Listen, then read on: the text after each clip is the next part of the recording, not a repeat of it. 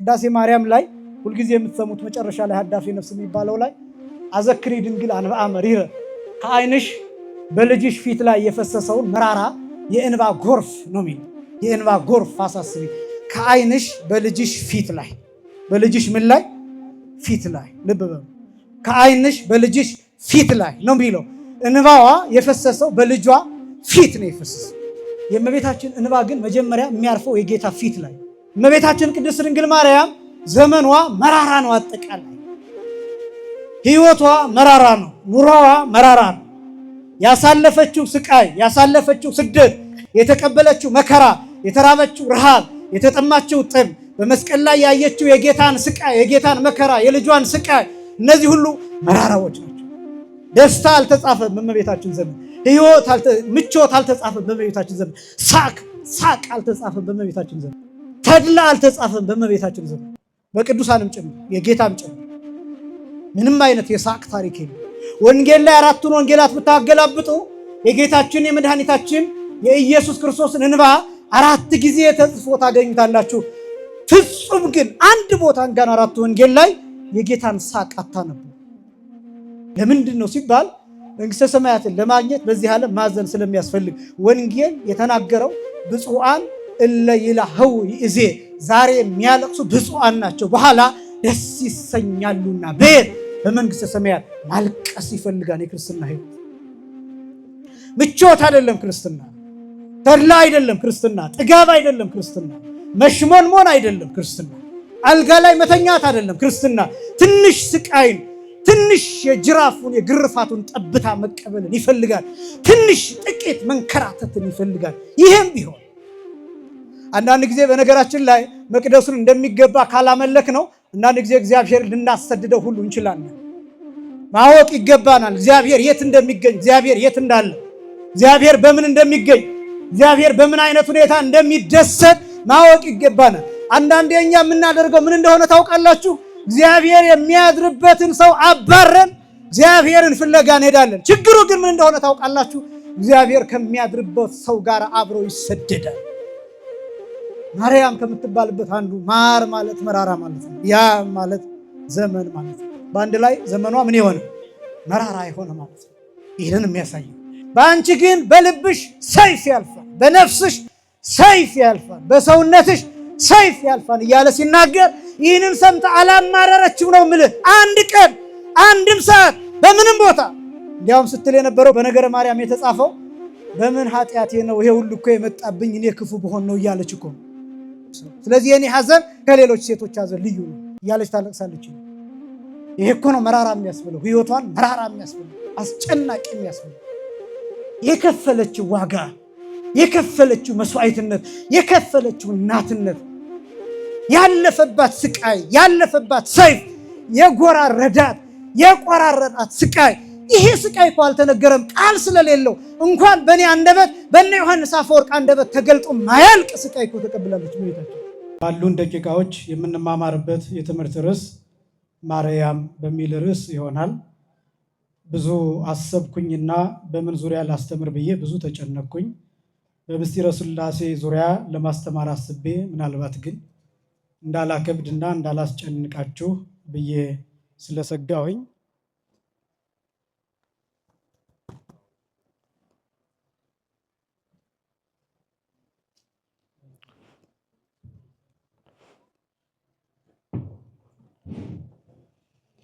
ምስጢረ ሥላሴን ብንማር ሊከብድ ይችላል ብዬ ስላሰብኩኝ፣ በእርግጥ ያው ብዙ ጊዜ ይከብዳል እየተባሉ የምንተዋቸው ትምህርቶች ጋብ እየፈጠሩ እንደሆነ ይሰማኛል።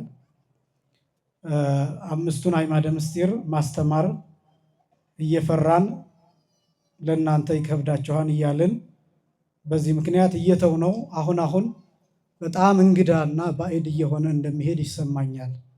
ምናልባት እሱን በሌላ መልክ በስልጠና በሰንበት ትምህርት ቤት በሌላም ጊዜ ሳምንታዊ ተከታታይ በሆነ ትምህርት መሰጠት የሚችል ነው ብዬ ስላሰብኩኝ ይህንን ርዕስ መርጫለሁ። ግን ይህንን ርዕስ ስመርጥ ማርያም በሚለው ዙሪያ ለማስተማር ስመርጥ የነገውን በዓል ምክንያት በማድረግ ብዙዎቻችን ሳናውቀው ሳናስበውም የሚያልፍ በዓል አለ። ነገ ሰኔ 8 ቀን የነገው የሰኔ 8 ቀን በዓል በሊቃውንቱ አጠራር በዘአንቅዓ ማየ ወልዳ ተብሎ ይጠራል።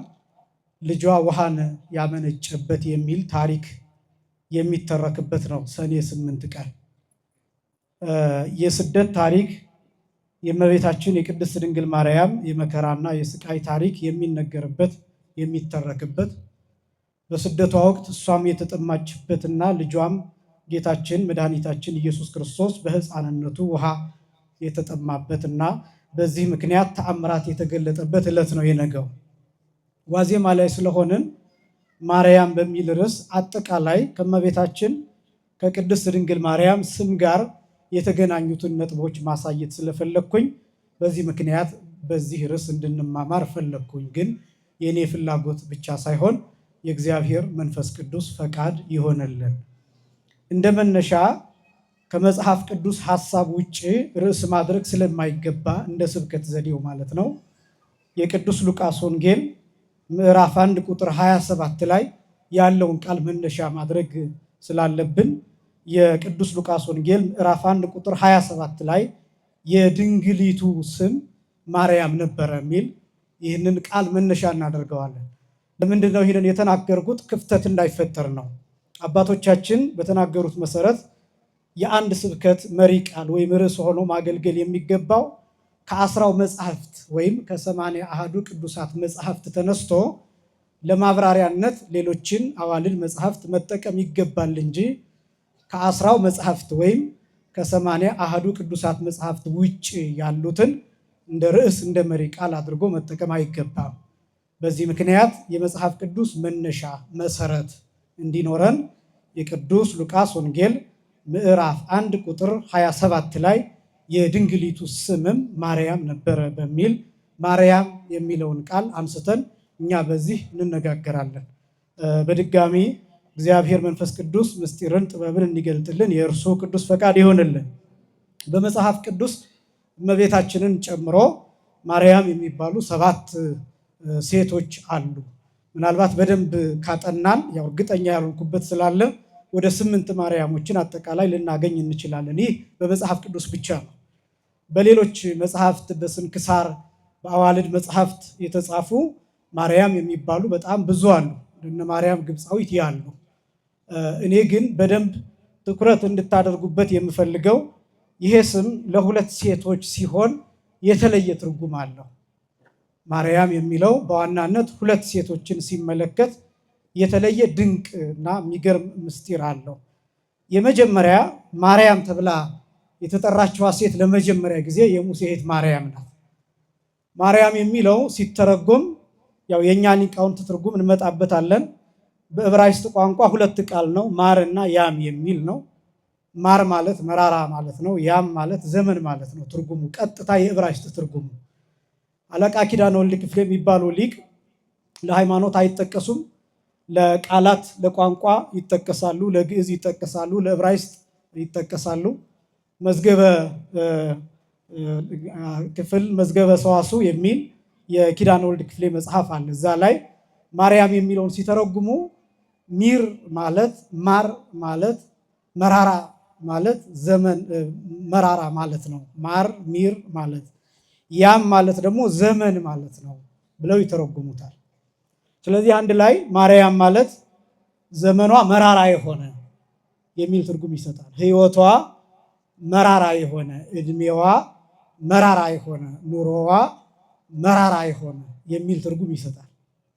ስለዚህ ማር ማለት ሚር ማለት ማራ ማለት መራራ ማለት ነው። ማስረጃ ኦሪት ዘጸአት ምዕራፍ 15 ቁጥር 22 ላይ እስራኤላውያን በሚጓዙበት ጊዜ አንድ ውሃ አግኝተው ውሃውን ሲቀምሱት ጨዋማ ስለነበረ መረራቸውና ይሄ ውሃ መራራ ነው ሲሉ ማራ ብለው ጠሩት። ምን ብለው ጠሩት?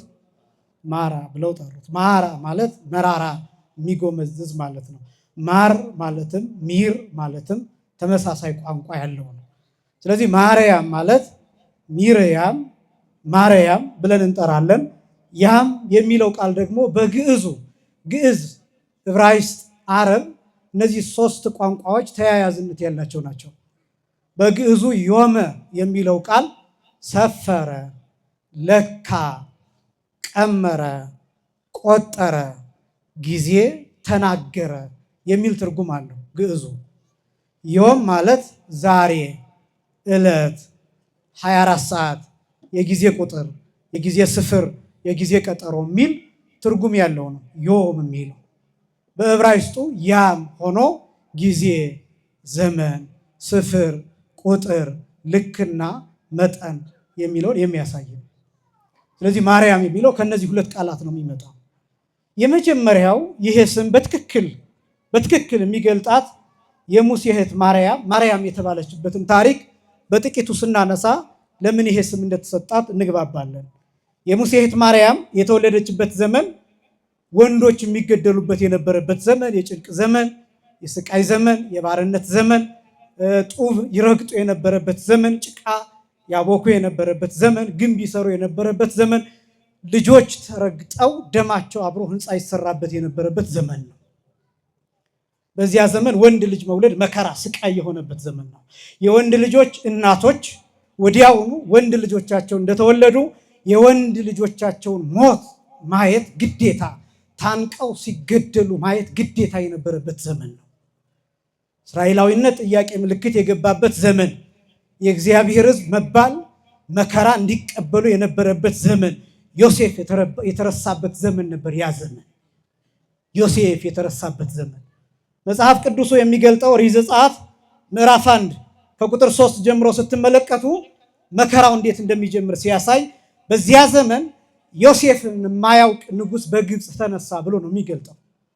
ዮሴፍን የማያውቅ ዮሴፍ ለግብፅ ውለታ የዋለ ነው። ዮሴፍ ግብፅን ከረሃብ የታደገ ነው። ዮሴፍ ለትውልድ የደረሰ ብልሃተኛ ሆኖ ጥበበኛ ሆኖ ከእግዚአብሔር ጥበብን ተከብሎ ሀገር የታደገ ለሌላውም ሀገር የተረፈ ግብፅ በበጎ ታሪክ እንድትነሳ ያደረገ ነው ዮሴፍ። የ7 ዓመትን ረሃብ በጥጋብ እንዲያልፉት ያደረገ የፈርዖንን ህልም የተረጎመ ብቻ ሳይሆን ያየውን ህልም ወደ ጥሩ የቀየረ ነው ዮሴፍ ማለት ለግብፅ ባለውለታዋ ነው። መከራው ሲጀምር ግን ዮሴፍን የማያውቅ ንጉሥ ተነሳ። አንዳንድ ጊዜ መከራዎች የሚጀምሩት ውለታን የማያውቁ ሰዎች ሲነሱ ነው። ውለታን የማያውቁ ሰዎች የሀገርን ውለታ፣ የቤተክርስቲያንን ውለታ፣ የትልልቅ ሰዎችን ውለታ፣ የመምህራንን ውለታ፣ የመንፈሳዊነትን ውለታ፣ የሃይማኖትን ውለታ፣ እነዚህን የሚረሱ ሰዎች ሲነሱ መከራ ይጀምራል። አንድ ሀገር የትኛውን በታሪክ ብትመለከቱ የአንድ ሀገር ስቃይና መከራ ውድቀት የሚጀምረው የሀገርን ታሪክ በማያውቁ ሰዎች ነው። ከዛ ነው የሚነሳው። ወይም አንድን ታሪክ በሚያበላሹ ሰዎች፣ ታሪክን አሳስተው በሚተርኩ ሰዎች፣ የፈጠራ ትርክት በሚፈጥሩ በሚናገሩ ሰዎች፣ እንዲህ አይነት ሰዎች ሲነሱ እውነትን የሚረግጡ ቅድስናን የሚረግጡ መንፈሳዊነትን የሚያቆሽሹ ሰዎች ሲነሱ መከራው ይጀምራል። ዮሴፍን የረሱ ሰዎች ሲነሱ ያን ጊዜ ስቃይ ይጀምራል። የእስራኤል ታሪክ የጀመረው ከዚያ ነው። ዮሴፍ እስራኤላዊ ነው። ዮሴፍ ከአብርሃም ወገን ነው። ዮሴፍ የያዕቆብ ልጅ ነው። ዮሴፍ ከእግዚአብሔር የተቀበለውን ጥበብ በጸሎት ያገኘውን ጥበብ እሱን ግብፅ ላይ ተጠቅሟን። ግን ያንን ውለታ የረሳ በዮሴፍ ጊዜ የነበረው ፈርዖን ከሞተ በኋላ ሌላኛው ንጉሥ ሲነሳ ዮሴፍ የሚባል አላውቅም አለ፣ ካደ። ስለዚህ የዮሴፍን ወገኖች ማሰቃየት ጀመረ። ማሰቃየት ሲጀምር ደግሞ ወንዶች ልጆች መሞት አለባቸው የሚል አዋጅ ነበር የመጣው። ለምን? እየበዙ ነው፣ እየተራቡ ነው። ስለዚህ ወንዶቹ ይሙቱ፣ ያሉት የሚወለዱት ብቻ ሳይሆን ያሉት በስራ ጉልበታቸው እንዲያልቅ፣ እንዲሸማቀቁ፣ ስነ ልቡናቸው እንዲሞት፣ ሞራላቸው እንዲላሽቅ፣ ወንድነታቸው አቅም እንዲያጣ፣ እንዲልፈሰፈሱ፣ ደክሟቸው ሲሄዱ ከሚስቶቻቸው ጋር እንዳይገናኙ፣ ዘር እንዳይተካ፣ ትውልድ እንዳይቀጥል እንዲያደርጉ። እንደዛ ነበር የተሰራ። እንዲህ አይነት ነገሮች አስተማሪዎች ናቸው። መጽሐፍትን ማየት፣ ቅዱሳት መጽሐፍትን መመልከት፣ ታሪክን ማየት፣ ታሪክን ማወቅና መረዳት በየዘማኑ ቤተክርስቲያን ላይ ሕዝብ ላይ ምን ይደረጋል የሚለውን ለማወቅ ይጠቅማል። የመጀመሪያው በስነ ልቡና ትልልቆቹን ማላሸቅ ነው፣ መግደል ነው። ወንድነታቸውን እንዲጠሉ እንዲጸየፉ ማድረግ ነው። የሚበሉት እንዳያገኙ ብሎኬት እየተሸከሙ ውለው ማታ ሲገቡ ጎመን እንዲቀርብላቸው፣ ከዛስ ደክሟቸው እንዲውሉ እንዲያድሩ፣ ከዛስ ትውልድ እንዳይተካ ዘር እንዲቋረጥ ማድረግ ነው። ከዚህ አልፎ ትውልድ ከተተካስ ታፍኖ እንዲገደል ማድረግ ነው። ይሄ ነበር በዘመኑ የነበረው ንጉሥ ዓላማ። በዚህ ዘመን ነው ማርያም የተገኘችው። ስለዚህ በዛ ዘመን ለነበሩት እናቶች ወንድ ልጅ መውለድ ስቃይ ነው። እንዳሁኑ አልትራሳውንድ የለም። ምን እንደሚወለድ አይታወቅም። ምናልባት እናቶቻችን በልምድ ሲራገጥ ምናምን ወንድ ነው እንዲህ ነው ብለው ከሚገምቱት ውጪ ከዛ ውጪ ሴት ይሁን ወንድ ይሁን አይታወቅም። ስለዚህ የዛን ጊዜ እናቶች የሚያስጨንቃቸው ምጡ ሳይሆን ምን እንወልዳለን የሚለው። ያን ጊዜ ወንድ ልጅ መውለድ ሞት እንደ መውለድ ነው፣ ጉድ እንደ መውለድ ነው፣ ስቃይ እንደ መውለድ ነው፣ መከራ እንደ መውለድ ነው። ስለዚህ በዚህ ይጨነቃል።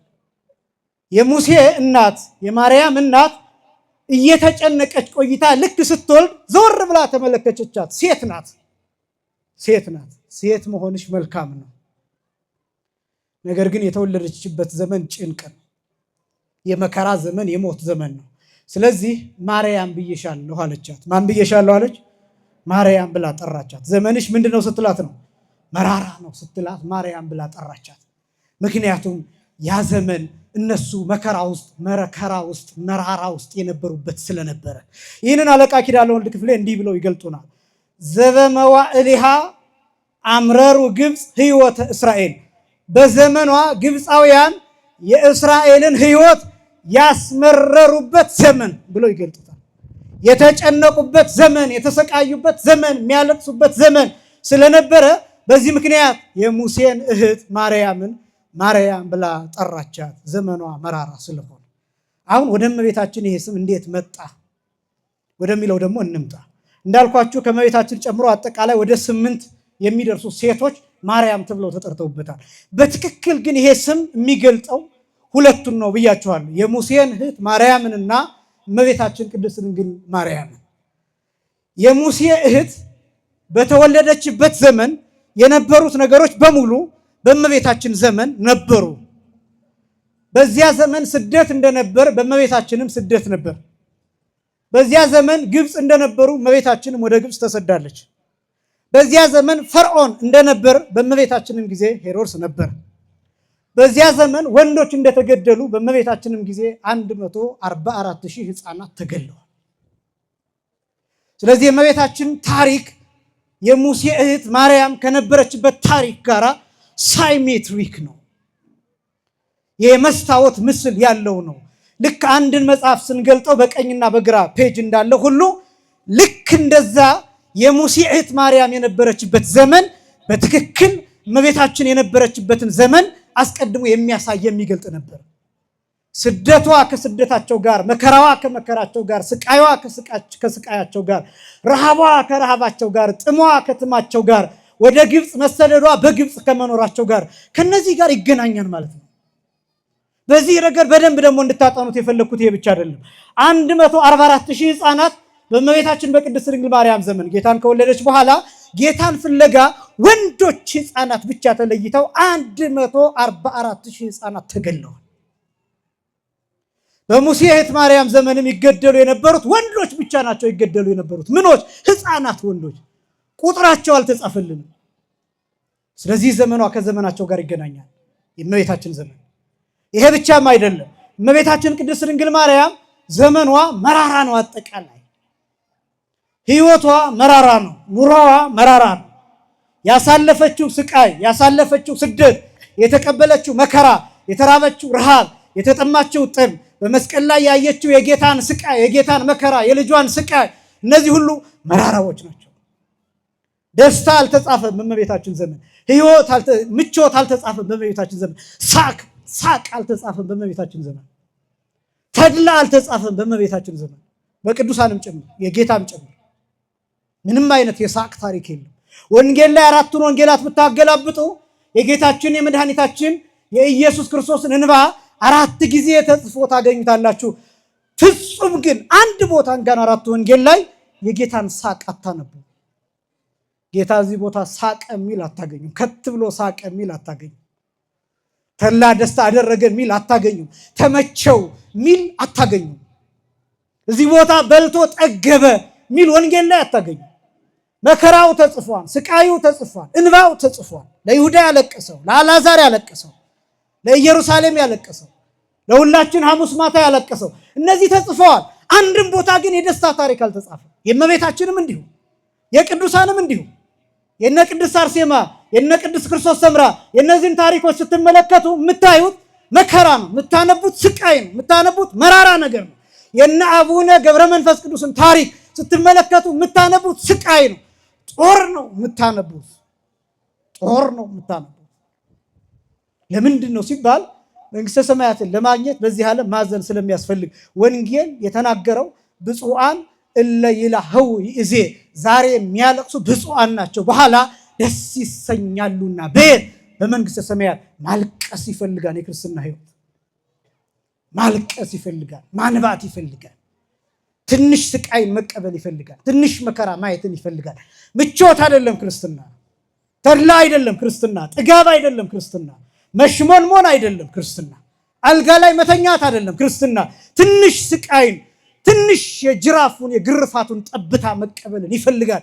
ትንሽ ጥቂት መንከራተትን ይፈልጋል። ይሄም ቢሆን እናንተ ያላችሁበትን ሁኔታ ቢሆን ተመችቷችሁ እንዳልሆነ እናውቃለን። እዚህ ስትቀመጡ አንዳንዶቻችሁ ቁማችሁ፣ አንዳንዶቻችሁ ወንበር ላይ ተጣብቃችሁ እንደ ቤታችሁ ላይ መቻችሁ ይችላል። ሻይ ቤት እንደምትሆኑት ላይሆን ይችላል። በሆቴል እንደምትሆኑት ላይሆን ይችላል። ወክ እንደምታረጉት ምናምን ላይሆን ይችላል። ጥቂት ግን መከራውን መካፈል አለባችሁ። አያችሁ፣ ተጠጋግታችሁ ተቀምጣችሁ ሳይመቻችሁ ጥቂት መከራውን መካፈል አለባችሁ። እያስቀደሳችሁ ጥቂት ሰዓት ቆማችሁ መከራውን መካፈል አለባችሁ። እየጾማችሁ ጥቂት ተርባችሁ ጥቂት መከራውን መካፈል አለባችሁ። ጥቂት ሰዓት አብራችሁ ዘምራችሁ ጥቂት መከራውን መካፈል አለባችሁ። ክርስትና እንደሱ ነው። የቅዱሳን ታሪክ የሚያሳየው ይሄ ነው። የእመቤታችን ታሪክ የሚያሳየው ይሄ ነው። ስለዚህ ዘመኗ በሙሉ መራራ ነው። አንድ እመቤታችን ስትወለድ ለምሳሌ በስደት ነው የተወለደችው።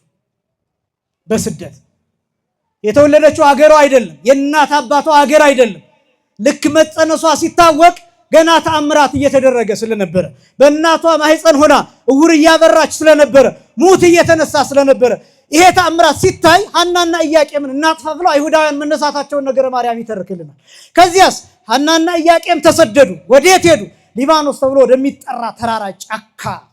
ይሄ ቦታ እስከ ዛሬ ድረስ ጫካ ነው። ሄጄ ባይኔ አይቼዋለሁ። እመቤታችን የተወለደችበትን ቦታ እስከ ዛሬ ድረስ ጫካ ነው። ትልቅ ተራራ ነው። የሚጎበኝ ቦታ ነው። የሚጎበኝ ስፍራ ነው። ግን ጫካ ነው። የተወለደችው እዚያ ነው። የዛሬ 2000 ምናምን ደግሞ አስቡት ምን አይነት ጫካ እንደነበረ። በመከራ ነው የተወለደችው። በስቃይ ነው የተወለደችው። ግንቦት 1 ቀን እመቤታችን ስትወለድ ጎረቤት የለም፣ የሚከብ ቤተሰብ የለም፣ አክስት አጎት የለም። እኛ እንደምንለው ገንፎ ምናምን የሚባለው ለአራስ የሚቀርበው ነገር የለም። በመከራ ነው የተወለደችው። ስለዚህ እመቤታችን ስትወለድ ምን አሏት? ማርያም ብለው ጠሯት። ዘመንሽ ምንድን ነው? መራራ ነው ሲሉ ማርያም ብለው ጠሯት። ሚሪያም ብለው ጠሯት። ዘመኗ መራራ እንደሆነ በስደት ተወለደች፣ በጫካ ተወለደች። ስለዚህ የመጀመሪያው የሚያሳየው የእመቤታችን የቅድስት ድንግል ማርያም ልደቷ በስደት መወለዷ ዘመኗ መራራ እንደሆነ ያሳያል። አንደኛ። ሁለተኛ እመቤታችን የተወለደችው ብቻ አይደለም፣ የወለደችው ተሰዳ ነው።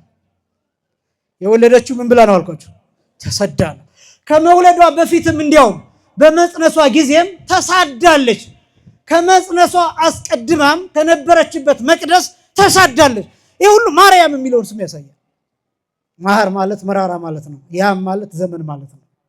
ማር ማለት ምን ማለት ነው አልኳችሁ? መራራ። ያም ማለት ምን ማለት ነው? ስለዚህ በአንድ ላይ ዘመኗ ምን ማለት ነው? መራራ የሆነ ማለት ነው። ስቃይ የሞላበት ማለት ነው። ይህንን ማሳየት ያስፈልገው ለምንድን ነው መሰላችሁ? አንዳንድ ነገሮችን ከስር ከመሰረቱ ካልተረዳን ቅዱሳንን ማክበር አንችልም። በነገራችን ላይ በተለይ የኛ ትውልድ አንዳንድ ነገር ካልሰማ ማክበር አያውቅበትም። እናንተን ለማለት አይደለም። የኛ ትውልድ አጠቃላይ እኛ ያለንበት ጄኔሬሽን ማክበር አያከብርም። እጁ ላይ ያለውን ወርቅ አያከብርም። እንደ ኩበት የሚቆጥር ትውልድ ነው። የሚያመክን ትውልድ ነው። እድሉን የማይጠቀም ትውልድ ነው። አሁን ትውልዱን እንደው እንዲህ እያልኩ ለመመጻደቅ አይደለም። ግን ደግሞ ያለንበት ዘመን ብዙ ጫና አለው ይታወቃል። ግን እንደዚህ ዘመን ብዙ እድሎች ያሉበት ዘመን የለም። እንደዚህ ዘመን ደግሞ በጎ እድሎች እየከሸፉ ያሉበት ዘመን የለም። ለምሳሌ እውቀትን ብትመለከቱ አሁን ሙሉ ነው። ኢንሳይክሎፒዲያ ውስጥ ተገብቶ ማንኛውም የተፈለው ነገር ይመጣል። ግን ዓለም ላይ በጣም ሰርች የሚደረገው ጎግል ላይ መጥፎ ነገሮች ናቸው። እነዚህ የሚወጡ ጥናቶች የሚያሳዩት ናቸው። በጣም ብዙ ወጣት ሰርች የሚያደርገው፣ በጣም ብዙ ወጣት ጎግል ላይ የሚፈልገው የትምህርት፣ የዝማሬ፣ የሚጠቅሙትን ዕውቀት ነክ ነገሮችን አይደለም። ሌላ አይምሮውን የሚያጠፋ ወደ ዝሙት የሚመራው ሰውነቱን የሚያሳጣውን ነገር ነው ሰርች የሚያደርገው። ስለዚህ በጣም እነዚህ የዕውቀት ነክ ነገሮች አሁን ገና ጨለማ ናቸው። በጥቂት ፐርሰንት ነው ሰርች የሚደረጉት። በተለይም ደግሞ አፍሪካ፣ በተለይም ደግሞ ኢትዮጵያ ምንም መመጻደቅ አያስፈልገው።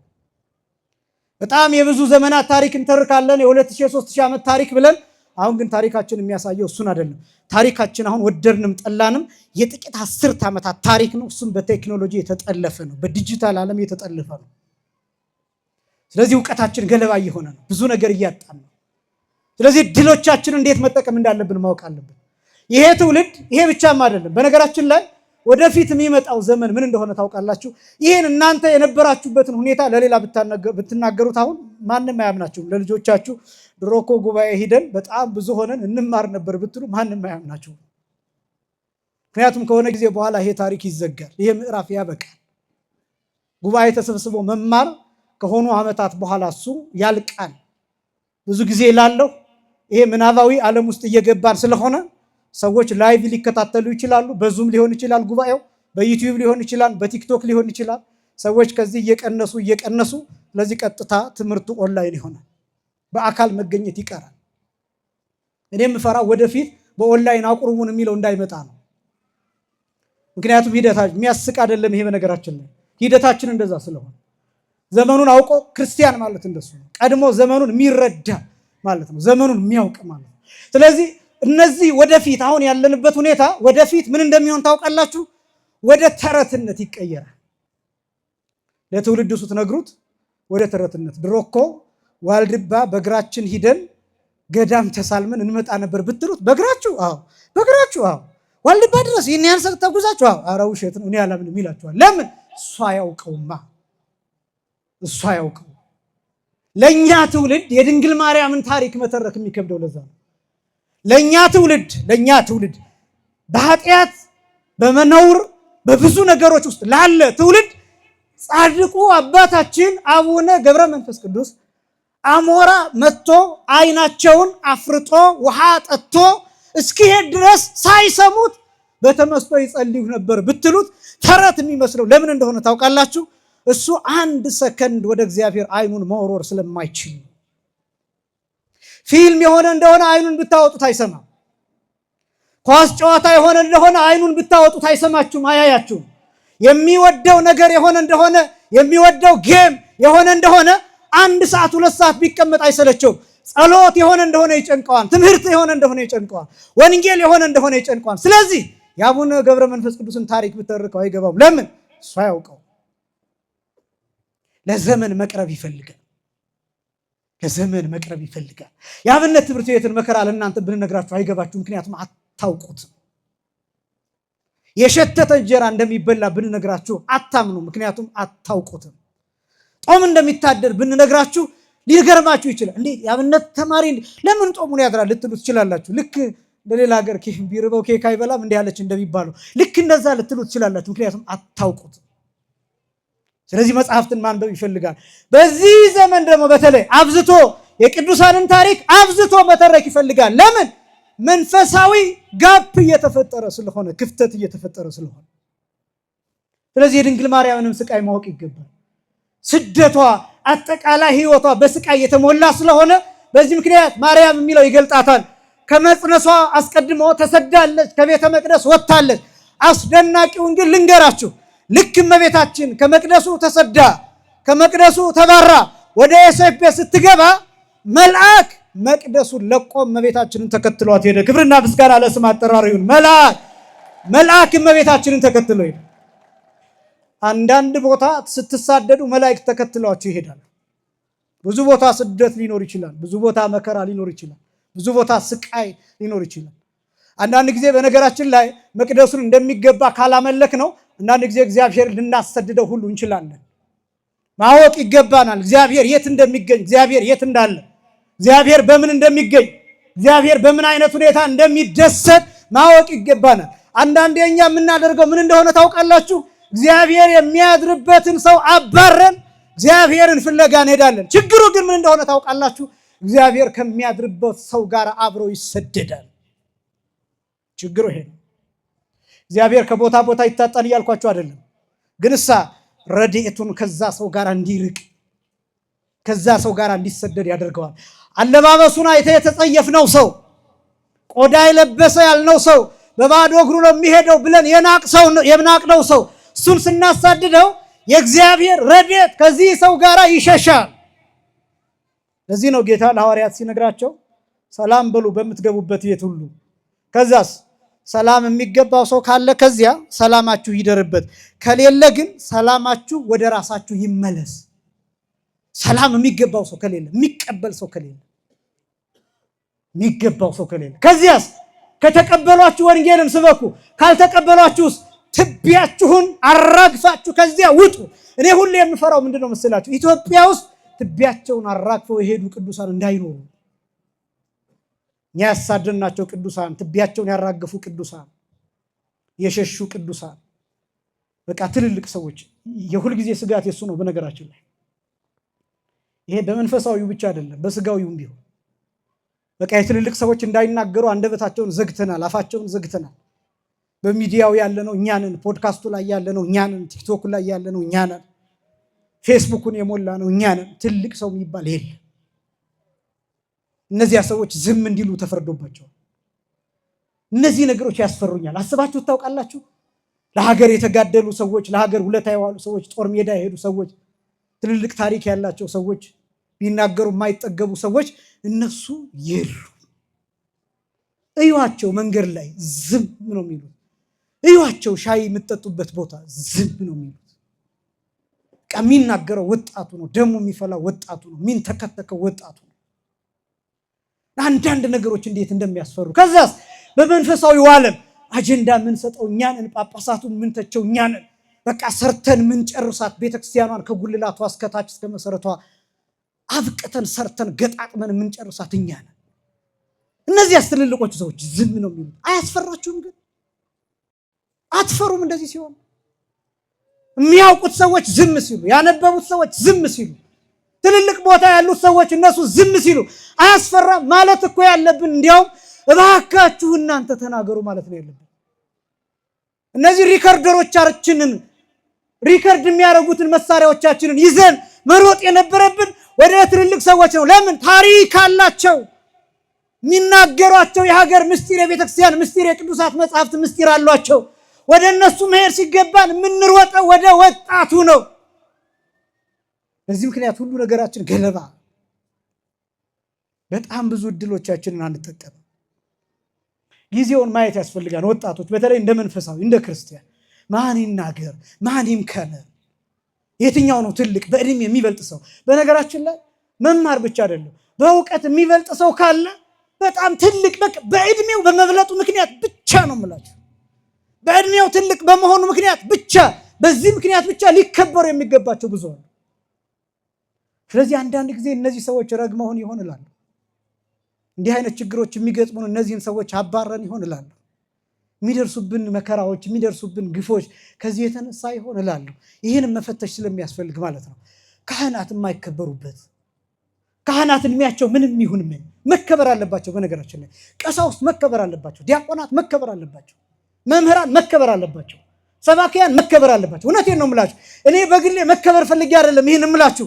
ስታከብሩ ግን አንድ ቃል ሲራክ የሚናገረው አንድ ቃል የነገረህ መምህር እንደ አባትህ ነው። ሁለት ቃል ከነገረህ ግን እንደ አምላክህ ነው ይላል፣ እንደ ፈጣሪ ነው ይላል። ማን ነው አሁን የሚያከብረን? እኛ ዛሬ ቁጭ ብሎ የተማረ ሰው፣ ንስሐ የገባው ሰው በእኛ ትምህርት፣ ስጋው ደግሞ የተቀበለው ሰው በእኛ ትምህርት ነገ አንድ ስህተት ቢያገኘኝ ዘቅዝቆ ይሰቅለኛል፣ በድንጋይ ይደበድበኛል። ይህን እያወቅኩ ነው የማስተምረው። ሁላቸውም ወንድሞቼ ሰባክያን፣ ወንድሞቼ ዘማሪያን አንድ ስህተት ቢገኝብን ሰዎች ተሰብስበው እንደሚወግሩን እያወቅን ጭምር ነው የምናስተምረው። በነገራችን ላይ በጣም ብዙ ቦታ ስታዩ ተስፋ የሚያስቆርጡ ብዙ ነገሮችን ትመለከታላችሁ። መከባበር የቀረበት ዘመን፣ ትልልቅ ሰዎች መከበር የቀሩበት ዘመን። ይሄን ማወቅ ይገባን፣ ይሄን መጠቀም ይገባን። ቢያንስ ዝም ማለት። እመቤታችን ተሳደደች፣ ከመቅደስ አሳደዷት። በጣም የሚያሳዝነው እግዚአብሔር ከመቅደሱ ለቀቀ፣ ድንግል ማርያምን መልአክ ተከተላት። ከዛስ እመቤታችን ወደ ሄደችበት ቦታ ሄደና እመቤታችን ቅድስት ድንግል ማርያምን እንዲያበስር መልአኩ ቅዱስ ገብርኤል ተላከ። የድንግሊቱ ስም ማን ነበረ? ማርያም ነበረ። ወደ ድንግሊቱ ወደ እመቤታችን ሄደ። እንዲህ አላት፣ ጸጋን የሞላብሽ ሆይ ደስ ይበልሽ አላት። ክብርና ምስጋና ለአምላካችን ይሁን። ደስ ይበልሽ አላት። ጸጋ በዘመኑ መቅደሱ ውስጥ አይደለም የተገኘው። ጸጋ ከእመቤታችን ጋር ከመቅደሱ ለቆ ነበር። ጸጋን የሞላብሽ የተባለችው ያን ጊዜ እመቤታችን ነው። በዮሴፍ ቤት እሷ ውሃ እየቀዳች ነው፣ ስራ እየሰራች ነው፣ እየታዘዘች ነው፣ እያገለገለች ነው። ግን እግዚአብሔር እሷን መርጦ መልአኩን ላከ። ያን ጊዜ ማርያም የሚለውን ቅዱስ ሉቃስ ጻፈልን። የድንግሊቱ ስምም ማን ነበረ? ማርያም ነበረ ብሎ አስቀመጠ። ዘመኗ መራራ ይሆነ። ከዛስ እመቤታችን ቅድስት ድንግል ማርያም ቃል ሰማች። መልአኩ እሷን ተከትሎ ወደ መቅደሱ ስትሄድ መልአኩ እሷን ተከትሎ ወደ መቅደሱ ሄደ። ወዴት ሄደ? ቦአ መልአክ የሚለው እሱ ወንጌሉ የሚናገረው ቦአ መልአክ አቢሃ፣ መልአክ እርሷ ወዳለችባት ወደ መቅደሱ ገባ። ለምን? እሷ ከመቅደሱ ለቃ ነበር። አሁን ወደ መቅደሱ ገባች። ወደ መቅደሱ ስትገባ መልአኩ እሷ ወዳለችበት ገባ። ጸጋን የሞላችበት ደስ ይበልሽ። እነዚህን ቃላት ከነገራት በኋላ እመቤታችን ቅድስት ድንግል ማርያም ማኅፀን ቃል ስጋ ሆነ። ከስጋዋ ስጋ ከነፍሷ ነፍስ ነስቶ ሰው ሆነ። ከዚህ በኋላ እመቤታችን አመስግኑት እግዚአብሔርን። እመቤታችን ከዚህ በኋላ ለማሳጠር መጽነሷ ሲታወቅ ደግሞ የተሳደደችው መሳደድ አለ። ለምሳሌ ማየ ዘለፋ እንድትጠጣ ተደርጓል። ማየ ዘለፋ እንድትጠጣ፣ ይሄ ማየ ዘለፋ የሚባል በዝሙት የጸነሱ ናቸው ተብሎ የሚጠረጠሩ ሴቶች ከሆኑ የሚጠጡት ነው። ይሄን የጠጡ ሴቶች ምናልባትም በዝሙት የጸነሱ ከሆኑ ሰንጥቆ ሰው ፊት የሚገላቸው እንደ መርዝ ያለ እመቤታችንን ያጠጧል። ምናልባትም ይሄን የጸነሰችው በዝሙት ሊሆን ይችላል ብለው ሳታገባ ብለው ላቲ ስብሐት ክብር ይግባትና በራሳቸው መጠራጠር እመቤታችንን በብዙ መከራ በብዙ ስቃይ ያሰቃዩት። ይሄ ማርያም ከምትባልበት አንዱ ማር ማለት መራራ ማለት ነው። ያ ማለት ዘመን ማለት ነው። በአንድ ላይ ዘመኗ ምን የሆነ መራራ የሆነ ማለት ነው። ይህንን የሚያሳይ ነው። ከዚህ ቀጥሎስ ደግሞ እመቤታችን ጌታን ከጸነሰች በኋላ ወደ ቤተልሔም ሄደች፣ የመቆጠር ዘመን በነበረበት ዘመን። ከዛ ደግሞ በጣም የሚገርመው ተሰዳ ነው የወለደችው። ቅዱስ ሉቃስ እንዲህ ብሎ እንደሚገልጠው የሉቃስ ወንጌል ምዕራፍ 2 ቁጥር 7 ላይ ማደሪያ ስላልነበራቸው ይላል፣ ስፍራ ስላልነበራቸው በግርግም አስተኛቸው ይላል። ስፍራ ስላልነበራቸው። ምን ስላልነበራቸው? ስፍራ። ለምንድን ነው ስፍራ ያልነበራቸው? ስፍራ ያልነበራቸው በጊዜው በጣም ብዙ ሕዝብ ወደ ቤተልሔም ሄዷል። ምን ለመሆን? ለመቆጠር። ከቄሳር በወጣው ትእዛዝ መሰረት፣ ከአውግስጦስ ቄሳር በወጣው ትእዛዝ መሰረት ዓለም በሙሉ ሰው ሁሉ ሕዝቡ ሁሉ እንዲቆጠር በወጣው ትእዛዝ መሰረት ሊቆጠር የወጣ ሰው በጣም ብዙ ነው። በዚህ ምክንያት አብዛኛው ቤት በእንግዳ ተይዟል።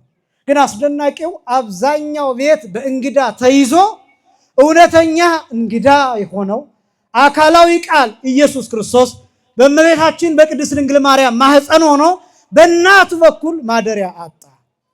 የዓለም ፈጣሪ፣ ዓለምን የፈጠረ የዓለም ጌታ፣ ዓለምን በመሃል እጁ የያዘ 3 ክንድ ከስንዝር ቁመት ባላት በእመቤታችን በድንግል ማርያም ተወስኖ ግን በእናቱ በኩል ማደሪያ አጣ። ስፍራ ታጣ፣ ቦታ ታጣ፣ የእንግድነት ስፍራ ታጣ። ስለዚህ የከብቶች ማደሪያ ተገኘ።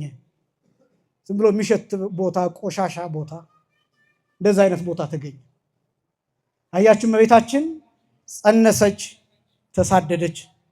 ከዛ ደግሞ ለመውለድ ተሳደደች። ከዛስ በስደት ቦታ፣ በከብቶች በረት፣ በሚሸት ቦታ፣ በቆሻሻ ቦታ፣ በሚከረፋ ቦታ ሰማይና ምድር የማይችሉትን አምላክ በከብቶች በረት ወለደች። ክብርና ምስጋና ለስም አጠራር ይሁን። ማርያም ዘመኗ ምን ይሆን አልኳችሁ? መራራ የሆነ አስጨናቂ የሆነ ስቃይ የሞላበት። ግን ለምንድን ነው ደግሞ የሚለውን ነጥብ ላስቀምጥላችሁ። ለምንድን ነው ይህን መከራ የምትከፍለው? ለምንድን ነው እንደዚህ የምትሰደደው? ለምንድን ነው የምትሰቃየው? እሱስ መስቀል ተሸክሞ ይወድቃል፣ ይሰቀላል። ፈቃዱ ነው፣ በፈቃዱ ነው። ለምንድን ነው ግን እናቱ እንዲህ የምትሰቃየው ቢባል በሴት በኩል ሊከፈል የሚገባው ዕዳ ስላለ፣ በሴት በኩል ሊከፈል የሚገባው ዕዳ ስላለ ነው ዘመኗ መራራ የሆነው ስቃይ የሞላበት የሆነው። ለምን? በሴት በኩል የመጣ ወደ ዓለም የገባ ዕዳ አለ። የሞት ዕዳ፣ የስህተት ዕዳ፣ የመንቀልቀል ዕዳ፣ የመንቀዥቀዥ ዕዳ፣ ያልታዘዙትን የመብላት ዕዳ፣ ዕፀ በለስን የመብላት ዕዳ፣ ከእባብ ጋር የማውራት ዕዳ፣ ስህተት የመስራት ዕዳ ነበር። ይህን ዕዳ እመቤታችን ትከፍለዋለች። ቅዱስ ዮሐንስ አፈወርቅ ሲናገር በሃይማኖተ አበው እንዲህ ይላል፣ ሀሎ ዕዳ ላዕለ ትዝምድ አንስቲ፣ ሴቶች ላይ ዕዳ ነበር ይላል። እስኪ ሴቶች ብቻ ይህንን ቃል በሉ። ሴቶች ላይ በሉ። ሴቶች ብቻ አትፈሩ። ሴቶች ላይ በሉ ዕዳ ነበር። ሴቶች ላይ ምን ነበር? ዕዳ ነበር። ይህንን የከፈለችው ማናት? እመቤታችን ናት። ክብርና ምስጋና ለስሟ ይሁን። በእውነት የጸጋ ምስጋና ይገባታል። ከዛ ቅዱስ ዮሐንስ አፈወርቅ ቀጥሎ እንዲህ ይላል፣ ወኮነት ይላል ፈዳይተ ዕዳሃ ለሔዋን ይላል። የሔዋን ዕዳ ከፋይ ሆነች ይላል። የማን ዕዳ ከፋይ ሆነች? የሔዋንን ዕዳ የከፈለችው እመቤታችን ናት። እንዴት ሆና? ተንከራታ።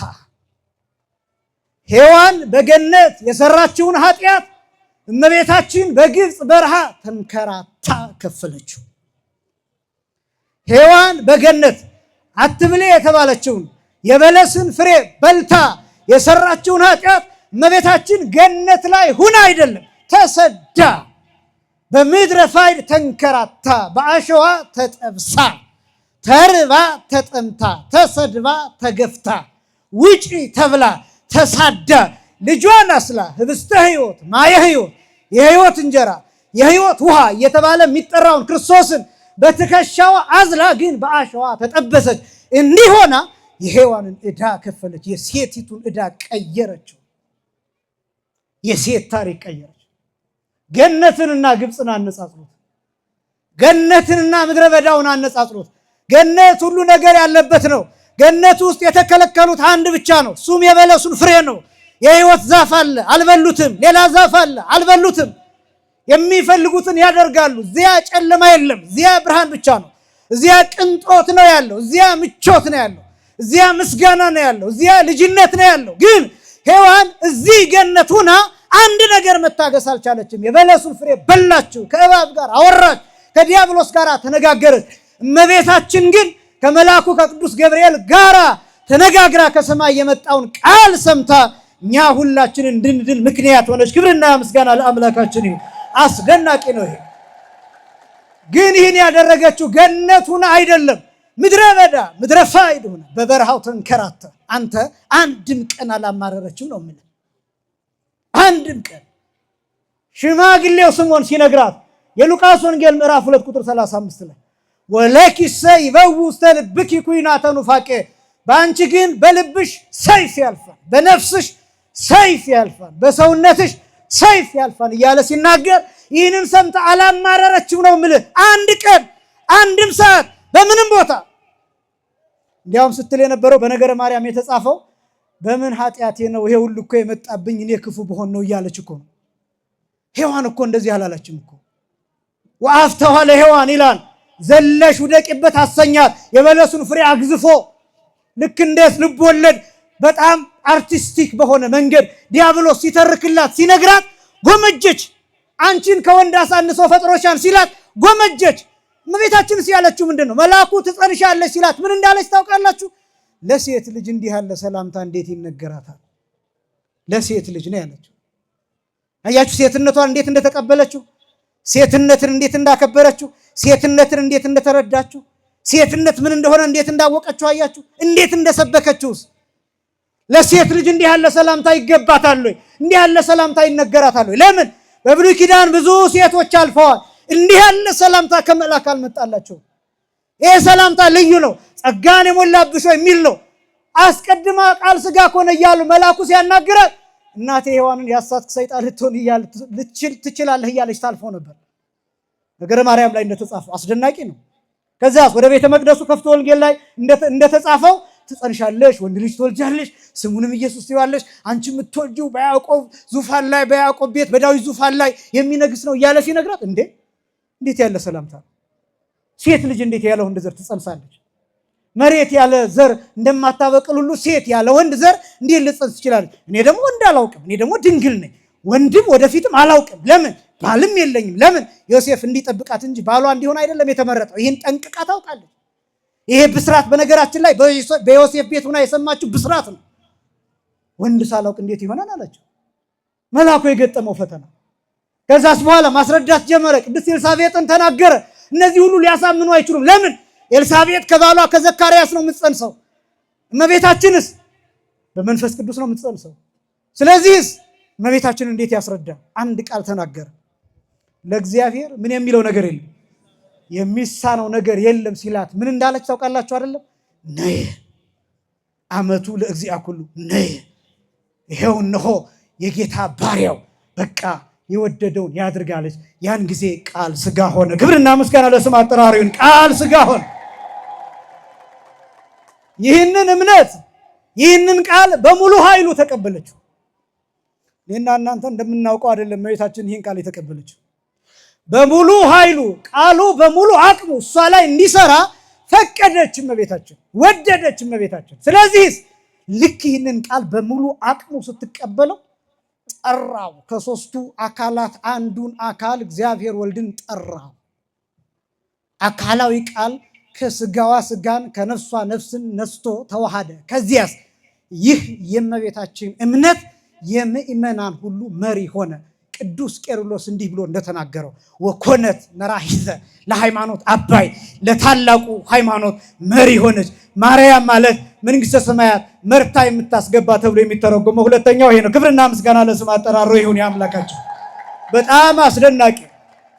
ማር ማለት መራራ ማለት ነው። ያም ማለት ዘመን ማለት ነው። ማርያም ማለት ዘመኗ ምን የሆነ ማለት ነው? መራራ የሆነ ማለት ነው። ወደ ስደቷ ደግሞ እመጣለሁ፣ ጥቂቱን አሳያለሁ። ከዛ ቀጥሎ ደግሞ ጌታን ስትወልድ ተሰዳ ወለደች አልኳችሁ። በግርግም ወለደች አልኳችሁ። በከብቶች በረት ወለደች አልኳችሁ። ከዛስ በኋላ ከወለደች በኋላ እንደገና ጌታን ይዛ ወደ ግብፅ መሰደድ ነበረባት። ይሄ ታሪክ የትኛውን ክፍል ያሳያል? በብሉይ ኪዳን የነበረውን የእስራኤልን ስደት ታሪክ የሚያሳይ ነው። በሐዲስ ኪዳን የብሉይ ኪዳኑን አንጻር የምናጠናበት ማለት ነው። የማቴዎስ ወንጌል ምዕራፍ 2ን ሙሉን ብታጠኑት ኦሪት ዘጸአት ነው ይጠናል። በነገራችን ላይ ወጣቶች በተለይ የማቴዎስ ወንጌል ምዕራፍ 2 ኦሪት ዘጸአት ተብሎ ይጠናል። የኦሪት ዘጸአት ትርጉም ያለው የማቴዎስ ወንጌል ምዕራፍ 2 ላይ። ኦሪት ዘጸአት ማለት የመውጣት ሕግ ማለት ነው። ይሄ የመውጣት ሕግ ትርጉም ቀጥታ የምታገኙት ከዮሴፍ ታሪክ ጀምሮ ከሙሴ ታሪክ ጀምሮ የእስራኤልን ጉዞ ቁልጭ አድርጎ የሚያሳያችሁ የሐዲስ ኪዳን ክፍል የማቴዎስ ወንጌል ምዕራፍ 2 ነው። ምዕራፍ 2 ፈርዖንን ታገኛላችሁ ብሉይ ኪዳን ላይ። እዚህ ላይ ሄሮድስን ታገኛላችሁ። እዚያ ሙሴን ታገኛላችሁ ኦሪት ዘጸአት ላይ። እዚህ ደግሞ የማቴዎስ ወንጌል ምዕራፍ 2 ላይ ጌታን ታገኛላችሁ። ኦሪት ዘጸአት ላይ ማርያም የሙሴን እህት ታገኛላችሁ። የማቴዎስ ወንጌል ምዕራፍ 2 ላይ እመቤታችንን ታገኛላችሁ። ኦሪት ዘጸአት ላይ የመልአኩን ታሪክ ሙሴ ጫማውን ያስፈታውን ትመለከታላችሁ። የማቴዎስ ወንጌል ምዕራፍ 2 ላይ እናቱንና ልጁን ይዘህ ሽሽ የሚል የመልአኩን ቃል ታገኛላችሁ። ወዴት እንደሚሄዱ እዛ ላይ ይገልጣል ኦሪት ዘጸአት። የማቴዎስ ወንጌል ምዕራፍ 2 የት ደርሰው እንደተመለሱ ይገልጥላችኋል። አንዳንድ ጊዜ መጽሐፍ ቅዱስን ስታጠኑ ኮምፓራቲቭሊ እያነጻጸራችሁ ብሉይ ኪዳኑ አዲስ ኪዳኑ የት ተተርጉሟል፣ የቱ ጋር ተመሳሳይ ነው እያላችሁ ብታጠኑት በአንድ ጊዜ ብሉይ ኪዳኑንም አዲስ ኪዳኑንም የሚያጥናት ብቃት ይኖራቸዋል። ስለዚህ የማቴዎስ ወንጌል ምዕራፍ 2 እነዚህን ይገልጣል። ከዛ ደግሞ ወደ ግብፅ መሰደዳቸው እነዛኞቹ በግብፅ መሆናቸውን ያጠይቃል። እንዳልኳቸው አስቀድሜ እዚያ ህፃናት ወንዶች መገደላቸውን የማቴዎስ ወንጌል ምዕራፍ 2 144,000 ህፃናት መገደላቸውን ያሳያል። የማቴዎስ ወንጌል ምዕራፍ 2 ላይ ያለው ኦሪት ዘጸአት ላይ ራሔል ስለ ልጆቿ ያለቀሰችውን ለቅሶ በቀጥታ የማቴዎስ ወንጌል ምዕራፍ 2 ላይ በስም ጠቅሶ ራሔል ስለ ልጆቿ አለቀሰች የሚለውን ታሪክ ይነግራቸዋል። እነዚህን ታሪኮች ታገኛላችሁ። ያ ስደት በእመቤታችን ይደገማል። ያ ህዝብ ሲሰደድ ልብ በሉ፣ ያ ህዝብ ሲሰገድ ከ20 ዓመት በላይ የነበሩ ሲቆጠሩ 600,000 ናቸው ይላል። ስንት ሺህ ናቸው? 600,000። እዚህ ግን የተሰደዱት እመቤታችን፣ ዮሴፍ 2፣ ጌታ 3፣ ሰሎሜ 4 ሆኖ መሰደዳቸውን ይገልጣል። ነገር ግን እመቤታችን ቅድስት ድንግል ማርያም በጀርባዋ ያዘለችው ጌታ ሁላችንን ተሸክሞ መስቀል ላይ የሚደቅ ስለሆነ ሁላችን በዚህ ስደት ተወክለናል። ስለዚህ እመቤታችን ህዝብ ይዛ ነው የተሰደደችው።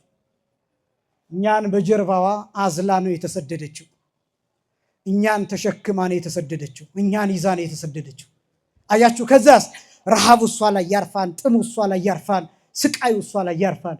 ስለዚህ ማርያም ተብላ ትጠራለች። በስደቷ ሁሉንም አልዘረዝርም 4 ጊዜ ጽኑ ልቅሶ አልቅሳለች ብለው አባቶቻችን ያስቀምጣሉ። 4 ጊዜ። ስንት ጊዜ አልኳችሁ? 4 ጊዜ። ማርያም ማለት ማር ማለትን ማለት ነው አልኳችሁ። መራራ ያም ማለትን ማለት ነው አልኳችሁ። አንድ ላይ ዘመኗ ምን የሆነ መራራ የሆነ ማለት ነው። ትርጉሙ ይሄ ነው። ስደቷ 4 ጊዜ ጽኑ ልቅሶ ይላል። ጽኑ ልቅሶ ነው፣ ልቅሶ አይደለም ያልኳችሁ። ጽኑ ልቅሶ።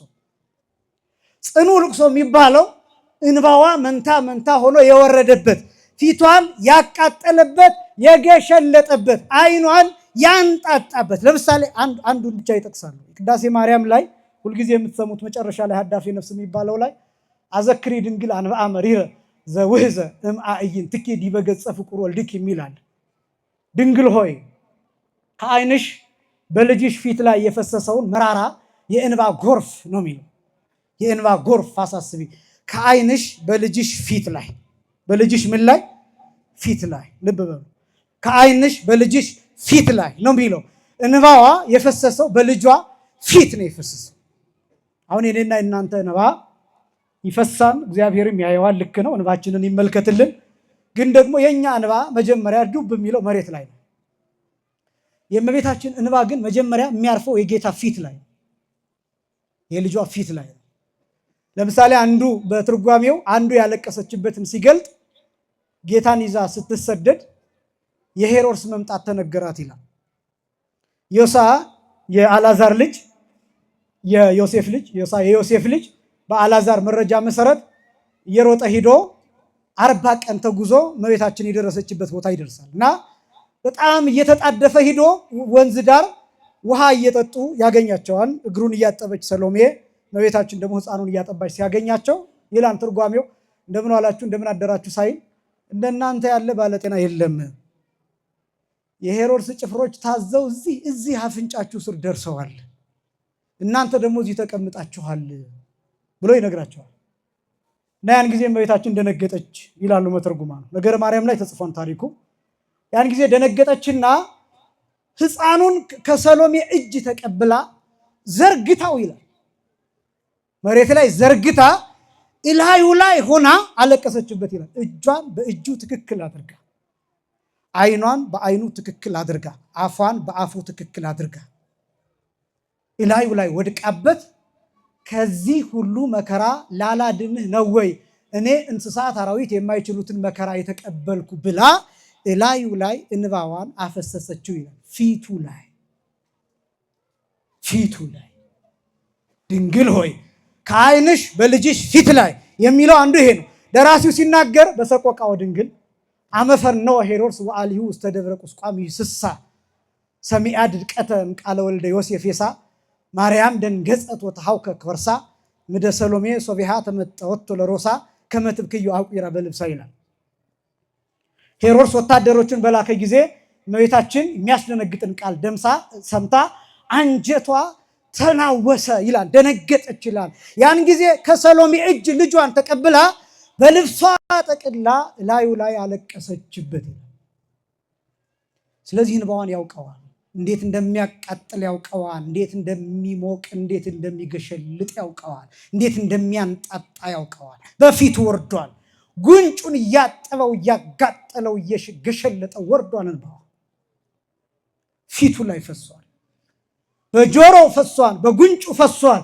ስለዚህ እንባዋን የሚያውቀው ልክኛ እንደምናፈሰው አሸዋ ላይ መሬት ላይ እንደሚወድቀው ዱብ እንደሚለው እንባ አይደለም።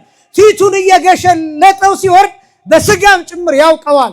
ይሰማል የእንባዋ ሙቀት፣ የእንባዋ ምሬት፣ የእንባዋ ማንጣጣት በስጋው በኩል አልፏል። ቦይ እየሰራ በፊቱ በኩል ወርዷል። ማርያም ማለት ዘመኗ መራራ የሆነ ነው። የምናውቀው እኛ ብቻ አይደለም፣ እሱም በሰውነቱ ያውቀዋል። ምንም አያውቅም አይደለም፣ በሰውነቱ ካልሆነ አያውቅም አይረዳም አይደለም። ግን ደግሞ የሚያውቀው በመረጃ አይደለም፣ በማወቅ ብቻ አይደለም የሚያውቀው እንባዋ እሱ ላይ ወርዶ ፈሶበት ማቃጠሉን ጭምር ሴንስ እያደረገው እንደ ስጋው ነው የሚያውቀው። ስለዚህ ፊቱ ላይ ፈሷል። ዘመኗ መራራ ነው፣ ስደቷ መራራ ነው፣ ስቃዩ መራራ ነው። ከዛ ቀጥሎ ሕፃኑ አፍ አውጥቶ እንዲህ አላት ይላል ነገረ ማርያም ላይ፣ እናቴ ሆይ እኔን የሚገሉኝ የዛሬ 30 ዓመት ያንቺ ዘመዶች ናቸው እንጂ እነዚህ አይገሉኝም ብሎ እንባዋን ጠርጎ አረጋጋት ይላል። ከዛ በኋላ ዝም አለች። ግን መከራው ይቀጥላል። ከዛ በኋላም ጌታችን መድኃኒታችን ኢየሱስ ክርስቶስን ኮቲባ ተብላ የምትጠራ ሴት ከዮሴፍ እጅ ተቀብላ መሬት ላይ ፈጥፍጣ ስትጥለው ያን ጊዜ የሞተ መስሏት ምርር ብላ አለቀሰች ይላል። ሁለተኛው ለቅሶ። ከዛ ሶስተኛው ልንገራችሁ። ወደ ዛሬው ታሪክ ስመጣ ማርያም ማለት ማር ማለትን ማለት ነው አልኳችሁ። መራራ ያም ማለቱን ማለት ነው አልኳችሁ። ዘመን አጠቃላይ ማርያም ማለት ዘመኗ ምን የሆነ ማለት ነው? መራራ የሆነ ማለት ነው። ይህን ነው እያሳየ ያለው። ህይወቷ በስቃይ የተሞላ በመከራ የተሞላ ነው። ያለ ኃጢአቷ ያለ በደሏ መከራ እየከፈለች የኖረች ሴት ናት። በዚህ በኩል እንድታውቁት እንድትረዱት ነው እያልኩ ያለሁኝ። የነገው በዓል የሚታሰበው አንዱ ልጇን ውሃ ጠማው ይላል በነገረ ማርያም አገላለጥ እና ጌታችን መድኃኒታችን ኢየሱስ ክርስቶስ ሲጠማ ውሃ ፍለጋ ሄደች። አሁን እኮ የሚገርመኝ እሱ ተጠማ፣ የእሱ መጠማት ካሳ ነው። ምክንያቱም እስራኤላውያን በምድረ በዳ ውሃ ተጠምተው ነበር። ለዚያ ካሳ ለመክፈል ጌታችን መድኃኒታችን ኢየሱስ ክርስቶስን ተጠማ። ግን መጠማቱ ብቻ አይደለም የሚገርመው፣ ለመጠማቱ ደግሞ የእመቤታችን ውሃ ፍለጋ መንከራተት ነው። በቃ ይሄ በእናትነት የተከፈለውን ዋጋ እንድታውቁት ነው። በእናትነት የከፈለችው ዋጋ፣ የእሱ እናት በመሆኗ የከፈለችው ዋጋ። የኔ እናት እኮ ይህን ያህል ዋጋ አልከፈለችም እኮ። የጌታ እናት ግን ዋጋ ከፍላለች። የሌሎች እናቶች በእርግጥ ብዙ ስቃይ አለ፣ ግን ደግሞ እንደ እመቤታችን አይነት መከራ ያየች ሴት በምድር ላይ የለችም። ይቀጥላል እኮ። ከዛ ደግሞ መስቀል ላይ እኮ እሱ ተሰቅሎ ስታየው ዓለም ላይ ካለው ሐዘን የሚበልጥ ሐዘን እመቤታችን ልብ ውስጥ እኮ እየፈላ ሲወጣ ይታያል እኮ። ለማርያም ተብሎ የሚጠራ ድርሰት አለ። ለማርያም ማለት የማርያም ለቅሶ የማርያም ሐዘን ማለት ነው። ቀጥታ ሲተረጎም አባ ሕርያቆስ ነው የደረሰው እና እዚያ ላይ አንድ እኔ በጣም ልቤን የሚነካኛል። አምሃው ሰላም ለእርቃንከ፣ ይሄ ደሙን አይታ ላዩ ላይ ያለ የሾሆን አክሊል እሱን ሁሉ አይታ ለዚህ ሁሉ አልቅሳ አልቅሳ ይሄ ስጋው አልቆ አጥንቱ ብቻ ቀርቶ ይሄን ሁሉ አይታ ለዚህ ብቻ ሳይሆን ለራቁትነት ሰላም እላለሁ ብላ ሰላም ያለችበታል።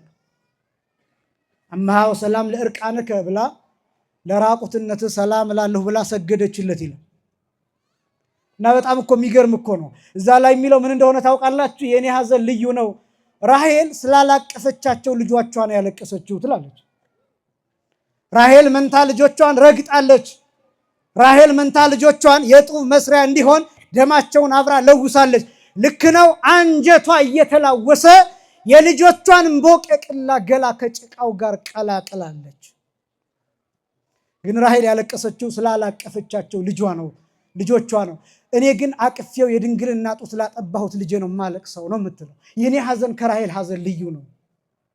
ሌሎች እናቶች ቢያለቅሱ 7 ልጆች ኖረዋቸው አንዱ ልጅ ቢሞትባቸው 6 መጽናኛ ልጆች አሉ።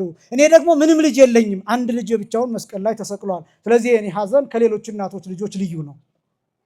እንዲህ እያለች ታለቅሳለች። ሌሎች እናቶች ቢያዝኑ ስላጠቧቸው ስላቀፏቸው ልጆች ለጥቂት ደቂቃ ስላቆዩቸው ለጥቂት ጊዜያት ስላቆዩቸው ልጆች ነው። እኔ ግን ብቻዬን ስላሳደግኩት ልጅ ነው ማለቅሰው። ስለዚህ የኔ ሐዘን ከሌሎች ሴቶች ሐዘን ልዩ ነው እያለች ታለቅሳለች። ይሄ እኮ ነው መራራ የሚያስብለው፣ ህይወቷን መራራ የሚያስብለው፣ አስጨናቂ የሚያስብለው። የከፈለችው ዋጋ፣ የከፈለችው መስዋዕትነት፣ የከፈለችው እናትነት፣ ያለፈባት ስቃይ፣ ያለፈባት ሰይፍ፣ የጎራረዳት የቆራረጣት ስቃይ። ይሄ ስቃይ እኮ አልተነገረም ቃል ስለሌለው። እንኳን በእኔ አንደበት በእነ ዮሐንስ አፈወርቅ አንደበት ተገልጦ ማያልቅ ስቃይ እኮ ተቀብላለች እመቤታችን። ዘመኗ መራራ ነው። ዘመኗ መራራ፣ ኑሮዋ መራራ፣ ሳይመቻት ሳትስቅ ታስደሰት የኖረች እናት፣ ተድላ ደስታ እንዳታይ የተፈረደባት እናት። እንዲያውም በግብፅ ነገረ ማርያም ሲናገር እንዳልኳችሁ እመቤታችንና ዮሴፍ አንድ ቦታ ትንሽ ማረፍ ሲጀምሩ መልአክ ይመጣና ውጡ ይላቸዋል። ውጡ፣ ተድላ ስጋ አልተፈቀደላችሁም፣ ስለዚህ ከዚህ ውጡ ይላቸዋል። ተነስተው እንደገና መንገዳቸውን ይጀምራሉ። ወደ ስቃዩ ዓለም ይገባሉ፣ ይንከራተታሉ። እንደገና አንድም ቀን ምቾት ሳታይ። ማርያም ማለት ዘመኗ መራራ የሆነ ማለት ነው። ልጇ ተጠማ። ለልጇ ውሃ ፍለጋ ወደ የቦታው መሄድ መለመን ጀመረ። ሴቶች አይዋታን። ሴቶች መጽሐፋችን እንደሚገልጠው መምህራን በትርጓሜ እንደሚገልጡት ሴቶችና ካህናት ቀናተኞች ናቸው ይላል። ትርጓሜው ነው የሚለው። በተለይ ሴቶች ካህናቱ በኋላ ዱላ ይዘው እንዳይጠብቁኝ። በተለይ ሴቶች ቀናተኞች ናቸው ይላል። እና ያዩ ምንም ያ ሁሉ ሐሩር ቢወርድባት መልኳ አልተለወጠም ነበር፣ ታምር ነበር፣ መልከ መልካም ነበረችና ሴቶች እያዩ ምን እንደሚሉ ታውቃላችሁ? በጣም ክፉ ሴት ብትሆኝ ነው እንጂ አንቺ ከንጉሥ አዳራሽ የማትወጪ ንግሥት ሆነሽ የምትኖሪ ነበርሽ ነው የሚለው። አይሰጧትም፣ ትርፍ ቃል ይናገሯታል፣ ይሰድቧታል። ዘመኗ መራራ ነው፣ እየተሳደበች የኖረች ናት። ከዛስ በኋላ አታ ተመለሰች። አታ ስትመለስ ሰብአ ሰገል የሰጡት የወርቅ ጫማ ነበር፣ ያን ሌባ ወስዶባት አገኘች። ቁጭ ብላ ይላል እጇን አናቷ ላይ አድርጋ እንደ ሕፃን ምርር ብላ ስቅስቅ ብላ ጽኑ ልቅሶ አለቀሰች። ደራሲው እንደሚናገረው መለኮት ጓላ ሶበ ጸምአ ከመ ደቂቅ ይላል ዘይሰፍሮ በህፍኑ ለማየ ባሕር እሙቅ ይላል። ጥልቅ የሆነውን ውቅያኖሱን በእፍኙ የሚለካው የሚሰፍረው መለኮት የተዋሃደው ልጇ ስግው ቃል ኢየሱስ ክርስቶስ በተጠማ ጊዜ በከየት ወትቤ ማርያም ማዕነቅ ማርያም ርግብ እያለቀሰች እንዲህ አለች፣ ሰአልክዎሙ ማየ ወኢወሃቡኒ በሕቅ ውሃ ለመንኳቸው በጥቂት እንኳን አልሰጡኝም። እምሰባ ሀገር አልቦ ዘየአምራ ለጽድቅ ከነዚህ ሰዎች ከሀገር ሰዎች ወገን እውነት የምትባለን የሚያውቃት የለም፣ ርኅራኄን ምሕረትን የሚያውቃት የለም፣ አልሰጡኝም ብላ ምርር ብላ ጽኑ ልቅሶ አለቀሰች ይላል። በዚህ ጊዜ የእሷን ለቅሶ ሲሰማ ሕፃኑ ሰሚኦ ሕፃን ለእሙ ገአራይ የእናቱን ጩኸትና ለቅሶ ባየ ጊዜ ባረከ ኮካ ወአንቀአ ማየ እንታይተ እግራ ከእግሯ ስር አለቱን ባርኮ ውሃ ፈለቀና ወእምኔሁ ትስተይ ለጽምአ አመራ ወእምኔሁ ለጽምአ ትስተይ አመራ ለጥማቷ ለመጠማቷ ለእርሷም ውሃ እንድትጠጣ አመለከታት። እሱም ከዚያ ውሃ ጠጣ ይላል። የነገ ዕለት የሚታሰበው ይሄ ነው። ከአለት ውሃ አፈለቀ። በጣም ግን የሚደንቀኝ ቀጥሎ ያለው ነው።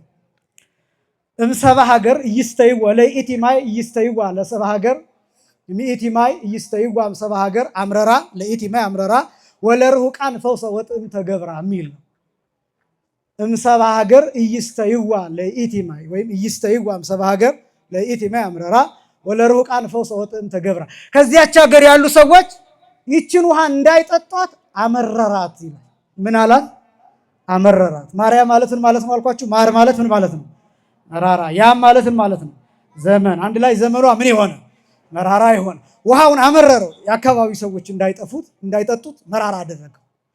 ወለርሁቃን ፈውሰ ወጥዕም ተገብራ ሩቅ ላሉት ሰዎች ግን የሚጣፍጥና የሚፈውስ የሚያድን ውሃ አደረገው ይላል። አሁን ልብ በሉ።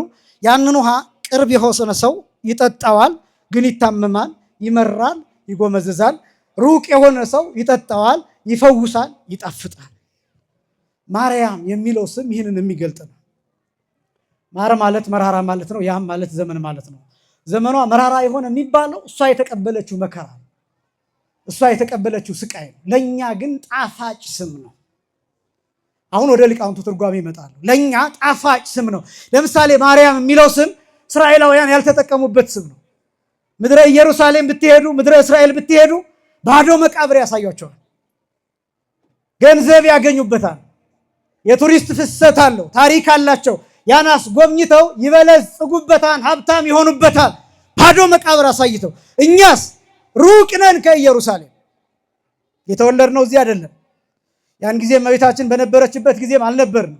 እመቤታችንንም በአካል አላገኘናትም። ግንሳ በእምነት እመቤታችን በልባችን ነግሳ ትኖራለች። ክብርና ምስጋና ለአምላካችን ይሁን። ለሩቆቹ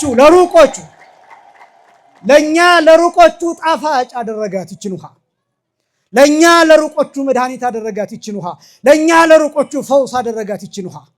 ምድሯን ላልረገጥ ነው፣ አብረን ላልተሰደድ ነው፣ በተወለደችበት ላልነበር ነው፣ የረገጠችውን ምድር ላልረገጥ ነው። እርሷ እንድትመጣ አድርጎ አገራችንን እንድትባርክ አድርጎ በዚያውም ደግሞ እሷ በመጣችበት ዘመን ሳንወለድ ግን አሁን በእምነት ወደኋላ ሂደን እመቤታችን በልባችን ነግሳበት ቅድስት ሆና ንጽሕት ሆና ተነስታ አርጋ የምትኖርበትን እንድናውቅ አደረገን። ክብርና ምስጋና ለስም አጠራሩ ይሁን። ለሩቁ ፈውስ አደረገ፣ ለቅርቦቹ ግን መራራ ናት ያቺ ውሃ። ለቅርቦቹ መራራ ናት። ቅርቦቹ አሳደዷት፣ ለቅርቦቹ ጎመዘዘቻቸው፣ ለቅርቦቹ መረረቻቸው። ዛሬ እንደዛ ናቸው። የእመቤታችን ስም የሚመራቸው እመቤታችን ስም ሲጠራ የሚደነግጡ የሚጨነቁ 24 ሰዓት በጣም ብዙ የሚሉ ለምን ተዘመረ ስለ እመቤታችን የሚሉ ስለ ራሳቸው የሚዘመርላቸው ደስ የሚላቸው ሲሰገድላቸው ስግደት የሚቀበሉ ሰዎች ተንበርክከው ሳር የሚግጡላቸው ሰዎች ተንበርክከው የጫማቸውን ሽታ የሚያሸቱላቸው ሰዎች እነሱን የማይከለክሉ ግን የጌታ እናት ስም ሲጠራ የሚጨነቁ ሰዎች በዓለም ላይ ብዙ ናቸው፣ በጣም ብዙ። ይህን ሁሉ መራራ ዘመን ያሳለፈች እመቤታችን፣ እናትነትን ጥጉን ያሳየችን እመቤታችን፣ ሴትነትን ጥጉን ያሳየችን፣ ርኅራሄን ያሳየችን፣ የሰውን መልክ፣ የሰውን ብቃት፣ የሰውን ችሎታ፣ የሰውን ንጽህናና ቅድስና ጫፉን ልኩንና መጠኑን ያሳየችን የአምላክ እናት ስትጠራ የሚጎመዝዛቸው በጣም ብዙዎች ናቸው። አያችሁ፣ መራራ ምንለው ለእንዲህ አይነት ሰዎች ነው። መራራ ምንለው ዘመኗ እንዲህ ስለሆነ ነው። እኛ ግን እንዲህ ብለን እንጠራታለን። ማርያም ማለት ጸጋ ወሀብት ማለት ነው። ለጊዜው ለእናት ለአባቷ ጸጋ ሀብት ሆና ተሰጥታለች። ለእኛ ግን ያማለደች ፍጻሜው ጸጋና ሀብት የምታሰጥናት ማርያም ማለት አንድ ማርያም ማለት ፍጽምት ማለት ነው። ለጊዜው መልክ ከደም ግባት የተፈጸመላት ናት። ፍጻሜው ግን ንጽሐ ስጋ፣ ንጽሐ ነፍስ፣ ንጽሐ ልቡና የተፈጸመላት ናት። ስለዚህ ማርያም ማለት ፍጽምት ማለት ነው። አንድም ማርያም ማለት ልዕልት ማለት ነው። ሮም ማለት አርያም ማለት ልዕልት ከፍ ያለች የመጠቀች ማለት እንደሆነ ማርያምም ከፍጡራን በላይ ከፈጣሪ በታች ስለሆነች ማርያም ብለን እንጠራታለን። አንድም ማርያም ማለት መርህ ለመንግስተ ሰማያት፣ መንግስተ ሰማያት መርታ የምታስገባ ማለት ነው። ለምን? አስቀድማ እሷ በትንሣኤ በእርገት ከጌታ ጎን ተቀምጣለችና በዚህ ምክንያት ማርያም ብለን እንጠራታለን። መንግስተ ሰማያት መርታ የምታስገባ ስለሆነ። አንድም ማርያም ማለት ማህበረ መሐይምናን ወመሐይምናት ማለት ነው። የምእመናንና የምእመናት አንድነት ማለት ነው። መሪ ሰሪ ማለት ነው። ለምን?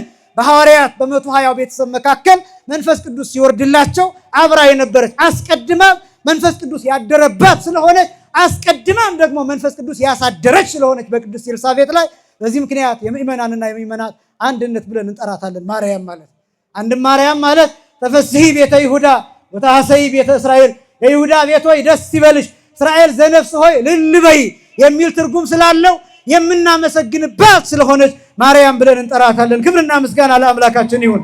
ማርያም ማለት ይሄ።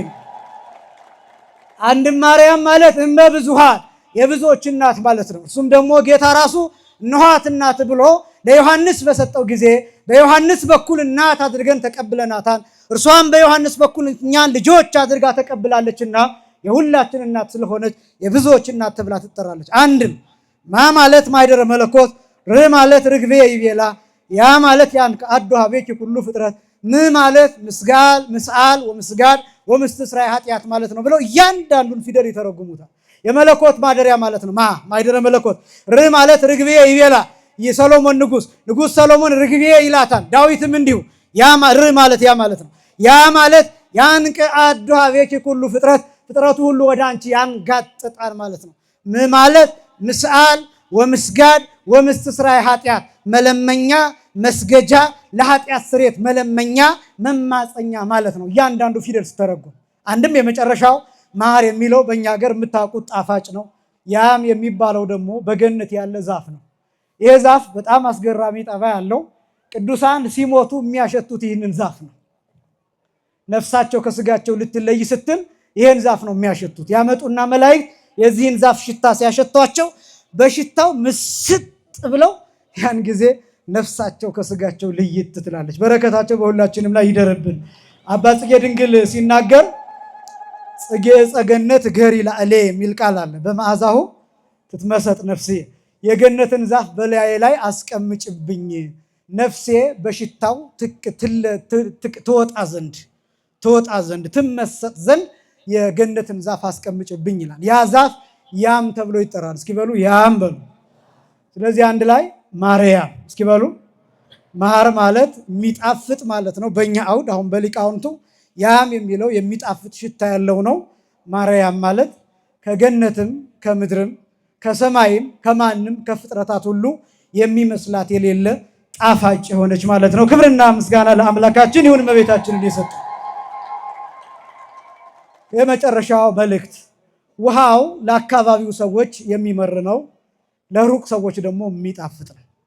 እንግዲህ አንዳንድ ጊዜ እዚህ አጠገባችን ሆኖ የሚመረን ለሌሎች ሰዎች ደግሞ የሚጣፍጥ አለ። ይህንን መልእክት አስተላልፌ እጨርሳለሁ። ማርያም የሚለው ለእሷ የመከራ ስሟ ነው፣ ለእኛ ግን የሚጣፍጥ ስም ነው። በነገራችን ላይ የእመቤታችን ብቻ ሳይሆን ኢየሱስ የሚለው ስምም እንዲሁ ነው። ኢየሱስ ማለት ምን ማለት ነው? መድኃኒት ማለት ነው። መድኃኒትነቱ ግን ለእኛ እንጂ ለእሱ አይደለም። እሱ ክብር ባይ የማይል ክብር የማይል ክቡር ጸድቃይን ጻድቅ ነው፣ የባህሪ አምላክ ነው። ስለዚህ እኛን ለማዳን ነው የመጣው። ለእሱ የሞተበት ስሙ ነው። መስቀል ተሸክሞ የወደቀበት ስም ነው። የቆሰለበት ስም ነው። መከራ የተቀበለበት የደቀቀበት ስም ነው። ለእኛ ግን መድኃኒት ነው። ማርያም የሚለው ስምም እንደዛ ነው። ለእሷ መከራ የተቀበለችበት ስቃይ ያየችበት የተንከራተተችበት ስም ነው። ለእኛ ግን ጣፋጭ ስም ነው። ስንወለድ እየሰማን የተወለድንበት ስም ነው። ከዛ በእንተ ማርያም መሐረነ ክርስቶስ፣ ስለ ማርያም ብለ ክርስቶስ ሆይ ማረን እያል የምንማጸንበት ስም ነው። ምልጃን የሚሰጥ ቃል ኪዳን ያለው የተለየ ጣፋጭ ስም ነው። ለእሷ ግን የመከራ ስሟ ነው። ልክ እንደዚሁ ሁሉ ይሄ የፈነጨው ውሃ ለአካባቢው ሰዎች የሚመር ነው፣ የሚጎመዝዝ ነው፣ በሽታ የሚሆን ነው። ለሩቅ ሰዎች ግን የሚጣፍጥ ነው። ቤተክርስቲያንን ውሰዱ፣ ልብ በሉ። ቤተክርስቲያን ለቅርብ ሰዎች የምትመር ለሩቅ ሰዎች ግን የምትጣፍጥ ናት። ዛሬ እቺ ቤተክርስቲያን ለሌሎች ተስፋ ናት። በውጭ ሀገር ያሉ ሰዎች ቤተክርስቲያንን እንዴት አድርገው እንደሚፈልጓት ልነግራቸው አልችልም። የ3 ሰዓት የ4 ሰዓት መንገድ ነድተው ቤተክርስቲያን ይሄዳሉ። ነፋስ እያወዛወዛቸው፣ አንዳንዶቹ ባህር ተሻግረው በመርከብ ሂደው ቤተክርስቲያንን ፍለጋ ይሄዳሉ። ልጆቻቸውን ይዘው በበረዶ እየተንገላቱ እየተንከራተቱ ቤተክርስቲያንን ፍለጋ ይሄዳሉ። ስጋው ደግሞ ፍለጋ፣ ቅዳሴ ፍለጋ ይንከራተታሉ። በውጭ ሀገር ያሉ ሰዎች በቅርብ አገልግሎት አውሮፓ ውስጥ ነበርኩኝ። እንዴት ያሳዝናሉ! ቤተክርስቲያንን ፍለጋ የሚንከራተቱ ሰዎች በ3 ወር አንድ ጊዜ የሚቀደስባቸው ቅዳሴ ብርቅ የሚሆንባቸው፣ ካህን ማየት ብርቅ የሚሆንባቸው፣ ካባ የለበሰ እንዲህ እንደኔ አይነት ሲያዩ መሬት ላይ ነው የምላቸው፣ የአውሮፓ ሰዎች ናቸው። መሬት ላይ ለጥ ብለው የኛን ጉልበት ካልሳምን የሚሉ ሰዎችን ታያላችሁ። የምድር ጫፍ ድረስ ሂጄ ይህን አይቻለሁ። ጫማችን ላይ ወድቀው ጫማችንን አውልቀው ተንበርክከው የኛን እግር ያጠቡ ሰዎችን ያጠቡ ክርስቲያኖችን እነግራችኋለሁ። ከአቅማችን በላይ ሆኖ የኛን እግር አታጥቡም ብለን እባካችሁ ብለን በስላሴ ገዝተን እንኳን አልቅሰው በእንባቸው ጭምር ያጠቡንን ሰዎች እመሰክርላችኋለሁ። ቤተክርስቲያን አጠገባችን ሆና ቤተክርስቲያን ማንሳለን ብዙ ሰዎች ነው። ስላሴ ካልሆነ ማንመጣ ብዙ ሰዎች ነው። ጉባኤ ተጠርቶ ማስታወቂያ ተነግሮ ጓሯችን ቤተክርስቲያን ነው። በካህናት መካከል ሆነን የታሰረን ስንቶቻችን ነው? ንስሐ ያልገባችሁ ብዬ ብጠይቅ ብዙ ሰው ሊያፍር ይችላል። ግን ደግሞ ስንት ሰው እንዳለ ደግሞ እናውቃለን። ንስሐ አባት ጭራሽ የሌለው ንስሐ አባቱን ጓደኛ አድርጎ አብሮ ውስኪ የሚጠጣ ግን ንስሐ የማይገባ ስንት ሰው እንዳለ እናውቃለን። ከንስሐ አባቱ ጋር ድራፍት እየጠጣ ከንስሐ አባቱ ጋር የቅርብ ጓደኛ ስለሆነ ስርየተ ኃጢአት የሚያገኝ የሚመስለው ንስሐ የገባ የሚመስለው ብዙ ሰው እንዳለ እናውቃለን። በካህናት ተከበን የታሰረን ብዙዎች ነው። እነዚህ አህዮች ትዝ ይሏቸዋል። በሆሳዕና የተፈቱት አህዮች ታስረው የነበሩት በካህናት መንደር ነው። በካህን ተከበን የታሰርን፣ በቄስ ተከበን የታሰርን፣ በቤተክርስቲያን ተከበን ስጋው ደግሞ ያልተቀበልን፣ ወንጌል ዕለት ዕለት እየተነገረ ማንሰማ በጣም ብዙዎች ነን። ማንለወጥ በጣም ብዙዎች ነን። ካህናት በዙሪያችን፣ መምህራን በዙሪያችን ሆነው ማንጠይቅ በጣም ብዙዎች ነን። ህብስት እያለ የተራብን፣ ስጋው ደግሞ እያለ የተራብን፣ ድግስ እያለ የተራብን፣ የሚጠጣ እያለ ጉሮሯችን እስኪንቃቃ ድረስ የተጠማን፣ ነፍሳችን ምን ትቅበዘበዝ በጣም ብዙዎች ነን። አጠገባችን ያለው ስጋው ደግሞ የመረረን፣ አጠገባችን ያለው ክህነት የመረረን፣ አጠገባችን ያለው የቤተክርስቲያን ድምፅ ያስመረረን፣ ሌሎች ግን የሚፈወሱበት፣ አጠገባችን ያለው መራራ የሆነብን፣ ሩቆች ግን መጥተው እየጠጡት የሚጣፍጡበት፣ በጣም ብዙ ከሩቅ መጥተው እየተሳለሙ እየተፈወሱ የሚሄዱ፣ እኛ አጠገባችንን የቤተክርስቲያን ገዳም ማናውቅ፣ የሀገሪቱን ገዳም ማናውቅ በጣም ብዙዎች ነን። የአባቶቻችንን ቃል ኪዳን ያልተቀበልንበት ያላመንበት፣ ከሩቅ መጥተው ግን የተፈወሱበት የዳኑበት በጣም ብዙዎች ናቸው። በጓሮ ያለ ጸበል የቁርበት መንከሪያ ይሆናል እንደሚባለው አጠገባችን ያሉ የመዳኛ መንገዶቻችንን ቁርበት የነከርንባቸው በጣም ብዙዎች ነን። ስለዚህ አጠገባችን ያለውን ነገር እንመልከት። እጃችን ላይ ያለውን እንይ፣ መዳፋችን ላይ ያለውን እንይ። ጓሯችን ያለውን ቤተክርስቲያን ለጸሎት ለበረከት ለስጋው ደግሞ እንጠቀምበት። ሁልጊዜ መቀስቀስ፣ ሁልጊዜ ማስታወቂያ መስራት ይሄ ይቅር። ይሄ ነው የዕለቱ መልእክት። ጌታችን መድኃኒታችን ኢየሱስ ክርስቶስ ከእግሯ ስር ውሃውን አፈለቀ። ከዛም እመቤታችን ከዚህ ውሃ ጠጣች፣ እርሱም ጠጣ። ክብርና ምስጋና ለአምላካችን ይሁን። ዛሬም አምላካችን ከእያንዳንዳችን እግር ስር ውሃውን አፍልቆልናል። እርሱም ስጋው ደሙ ነው። ይህንን ስጋው ደሙ ከአለቱ የመነጨውን ከጌታ ጎን የመነጨውን ከመስቀል የተሰጠንን የጌታን ስጋና ደም በልተን ጠጥተን ረክተን እንድንኖር የመንግስቱ ወራሾች እንድንሆን የአምላካችን እግዚአብሔር ቅዱስ ፈቃድ ይሆንልን። ያስተማረን የአባቶቻችን አምላክ እግዚአብሔር ይክበር ይመስገን። የእመቤታችን አማላጅነት ከሁላችን ጋር ይሁን። ወስብሐት ለእግዚአብሔር።